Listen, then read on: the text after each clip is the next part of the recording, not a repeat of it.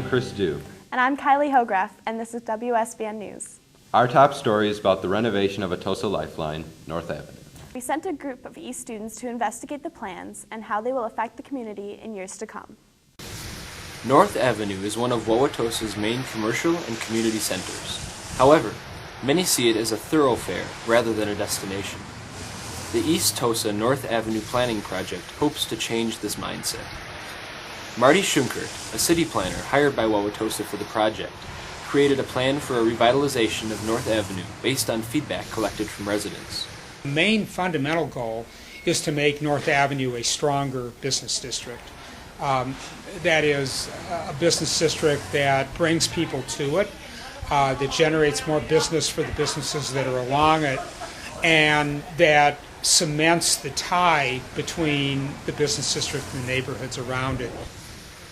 The plan prescribes for the enlargement of corner curb nodes and the installation of color-conditioned concrete in order to clearly establish crosswalks and bike lanes.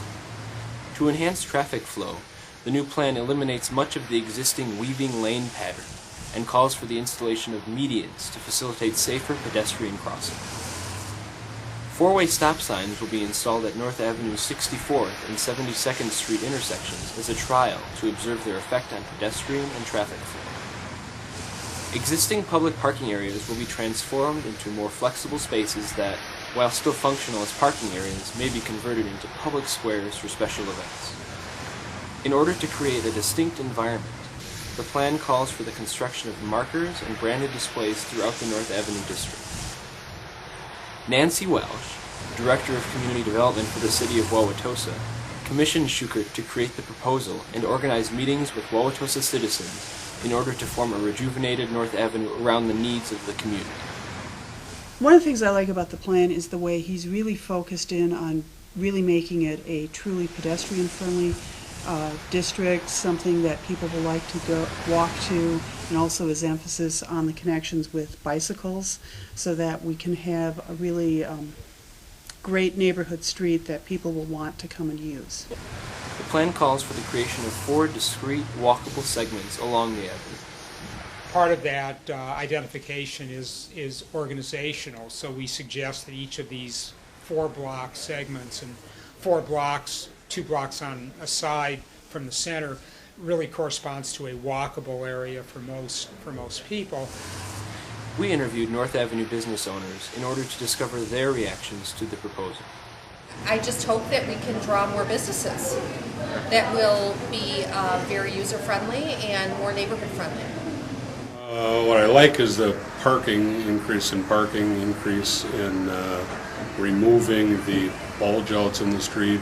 Some of the inlets were really, and the green spaces were very excited about, to give people more of an area to gather. In addition to having a positive social impact on the Wauwatosa community, planners are conscious of their proposal's environmental impact as well. You can do parking lots with pavers that are permeable in the drive aisles so that the stormwater drains into a permeable paver and goes into the ground rather than runoff that then runs down to the river. With the revitalization of the street, getting people out, making it more user-friendly, making it more foot traffic, more bicycle traffic. More so, I guess that's what I would point in the right direction versus, instead of hitting on traffic flow and such with the automobiles, I would be more interested in.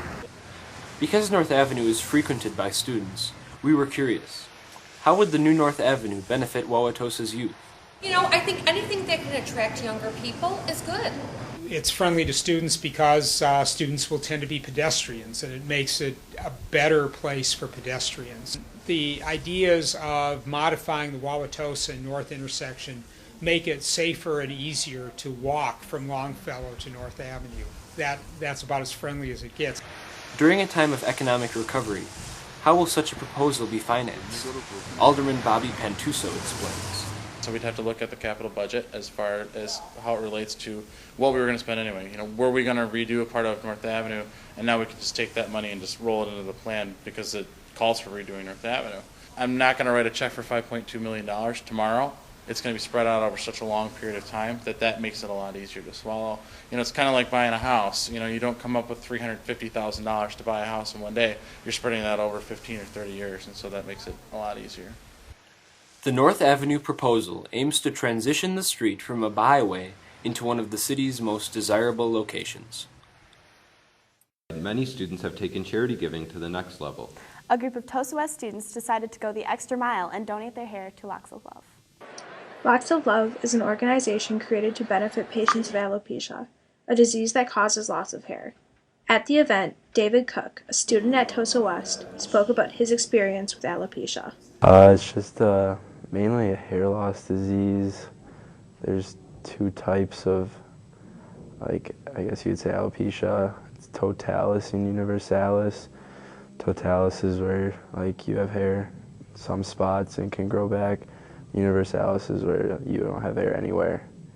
And I have totalis. But under in the front of my head, it started to fall out. But you really couldn't see it that much. That's why I didn't really think much about it. I just thought, whatever, not a big deal.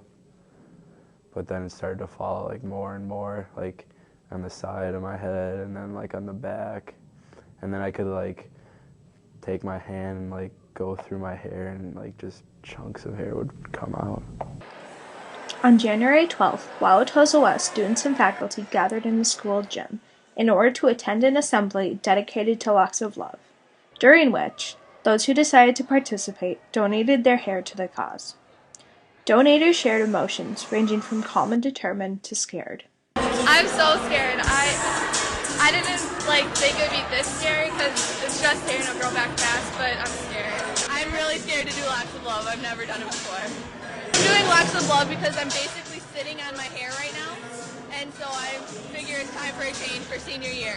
I'm doing Locks of Love because I think it's just a really easy way to do something nice for someone else. I can grow my hair whenever I want, and there are people who can't grow their hair, so I just think it's a really good and easy way to make someone's life a little better. My dermatologist said there's no real treatment for it. You can try ointments or whatever, but you don't know if it's gonna work. So I don't know if it'll ever come back or not. And until doctors do find a cure to alopecia, there are organizations such as Locks of Love that can help support people who are affected by this disease. Charity work and community involvement are important for all students.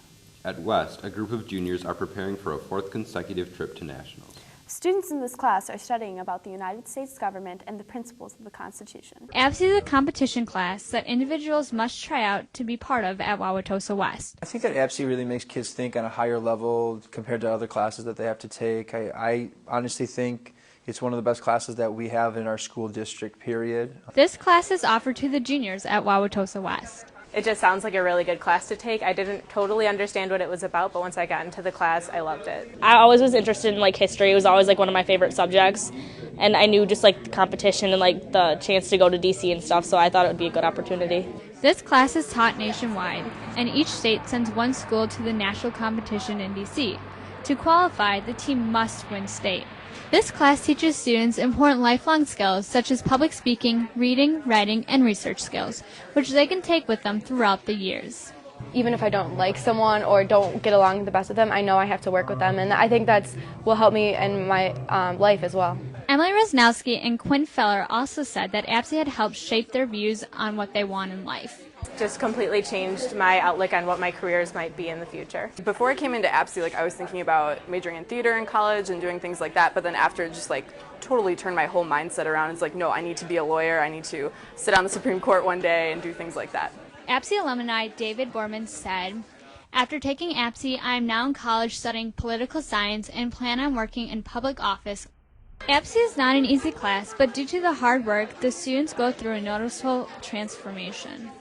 There's lots of different things that happen. Sometimes kids clearly are going to become more content aware than when they walked into the class, especially in specific areas.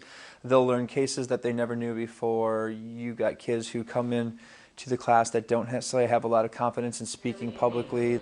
In reality, the country was economically, politically, socially, and morally divided. So is A.P.P.S.E really worth it? It's definitely worth it. I wouldn't change my decision for anything. Absolutely. I'm Kylie Hogrefe. And I'm Chris Dew. Stay classy, Wauwatosa.